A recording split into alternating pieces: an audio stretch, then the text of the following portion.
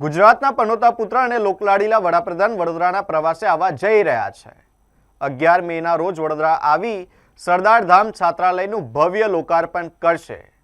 National highway number 8 Waghodia road સ્થિત knowledge સિટીની બાજુમાં આવેલી સરદાર પટેલની પ્રતિમા કે જેના સાનિધ્યમાં આ સમગ્ર કાર્યક્રમ યોજાવા જઈ રહ્યો છે અને જેને લઈને ભવ્ય તાડામાર તૈયારીઓ શરૂ કરવામાં આવી। રૂપિયા 150 કરોડના ખર્ચે તૈયાર થયેલા અત્યાધુનિક છાત્રાલયમાં કુલ 2000 દીકરા દીકરીઓ માટે રહેવાની અને અભ્યાસની સુવિધા ઉપલબ્ધ કરાવવામાં આવી છે। નવનિર્મિત ડોક્ટર દુષ્યંત અને દક્ષા પટેલ સંકુલનું લોકાર્પણ કાર્યક્રમ 11 મેના રોજ સાંજે 4:30 વાગે યોજાશે। આ સંકુલમાં કન્યા અને કુમાર વિદ્યાર્થીઓ માટે અલગ અલગ હોસ્ટેલ બ્લોક્સનું પણ નિર્માણ કરવામાં આવ્યું છે, જેમાં તમામ આધુનિક સુવિધાઓ ઉપલબ્ધ રહેશે।